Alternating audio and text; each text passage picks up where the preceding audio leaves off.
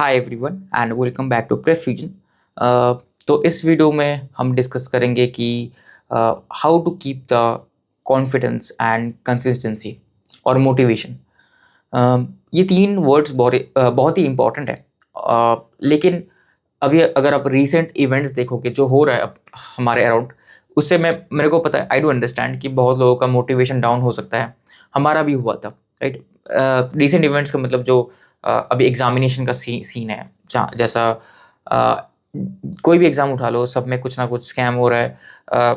जो एफर्ट्स हैं, वो जो हार्ड वर्कर्स हैं, उनको उस तरीके से उसका आउटकम नहीं मिल पा रहा।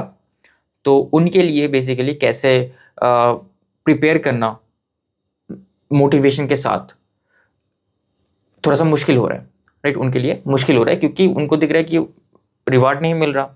इतना हार्ड वर्क कर रहे हैं, एफर्ट डाल रहे हैं, रिवार्ड नहीं मिल रहा। जो कुछ स्कैम कर रहे हैं, कुछ कर रहे हैं, उनको रिवार्ड मिल जा रहा है, तो इट्स अनफेयर टू देम। तो देखो, मैं बिल्कुल समझ सकता हूँ तुम्हारे प्रॉब्लम्स। आई डू अंडरस्टैंड कि अनफेयर चीज़ें हो रहे हैं अपने अराउंड, लेकिन we have to continue. Like मैं भी डिमोटिवेटेड था इनिशियली कि क्या हो रहा है, ये गलत है, नेक्स्ट टाइम शायद नहीं होगा। लेकिन we have to continue. We अब अब हमारे पास तो ऐसा कोई सोर्स नहीं है, कुछ नहीं है, राइट। तो हमको कंटिन्यू करना पड़ेगा, हमको हार्डवर्क देना पड़ेगा। और at the end of the day आप ये बात लिख के रख लो, आपका हार्डवर्क कभी ना कभी आपको रिपे करेगा एक ना एक दिन, ठीक है। मैं मेरा सिचुएशन बताता हूँ। Like my childhood was very bad, and honestly I was not able to do that much amount of hard work during my childhood.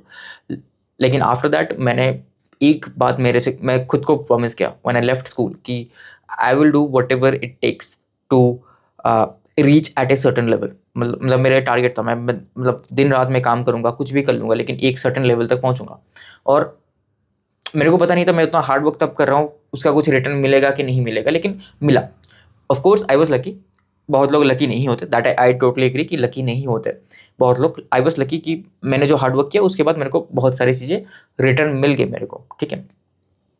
आप बोल सकते हो सर, शायद मैं उतना लकी नहीं होऊंगा, मैं उतना हार्ड वर्क करूँगा तो मैं उतना लकी नहीं होऊंगा। That is correct, but at least luck को चांस दो।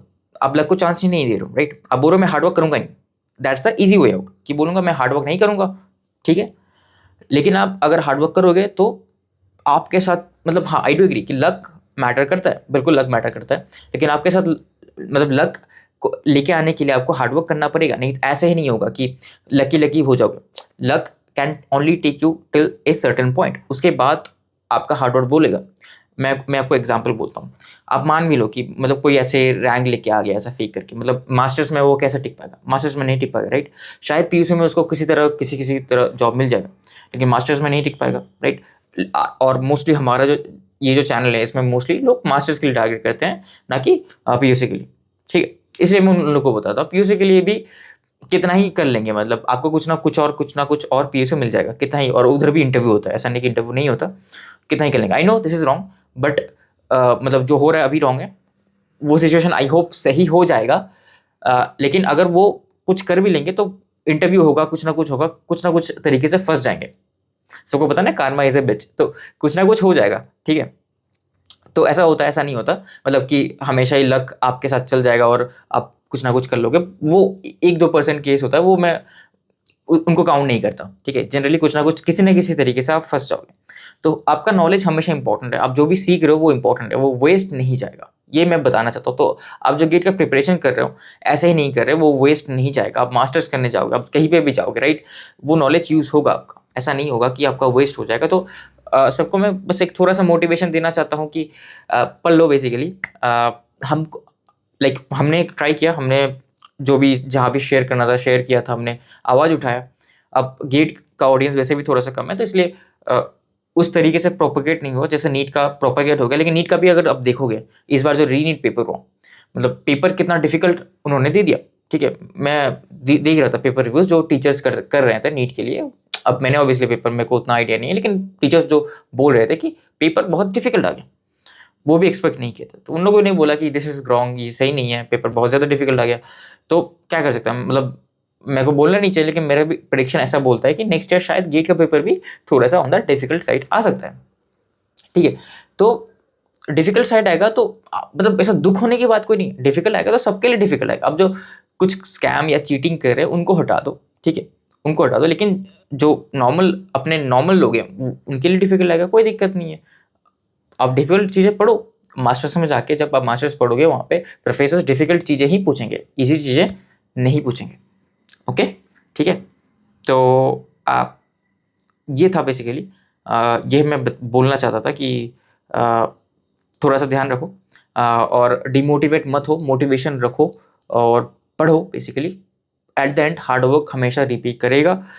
कुछ केसेस में नहीं करता, लेकिन कुछ ना कुछ तरीके से आपको उसका रिवार्ड ज़रूर मिलेगा। इसलिए हार्ड वर्क करो और डायरेक्टेड एफर्ट पे हार्ड वर्क करो। इसलिए हम स्ट्रैटेजी वीडियोस भी लेके आते हैं, जैसे अभी तो हमारे चैनल पे 2-3 स्ट्रैटेजी वीडियोस हैं, देख लो उनको, प्लेलिस्ट स्ट्रैटेजी वीडियोस का, उनको देख लो। अब पूरा दिन ही स्ट्रैटेजी वीडियोस मत देखो, लेकिन 1-2 स्ट्रैटेजी वीडियोस देख लो, देख के समझ लो कैसे प्रिपेयर करना है और स्टार्ट करो और हार्ड वर्क एफर्ट डालो बेसिकली, ठीक है।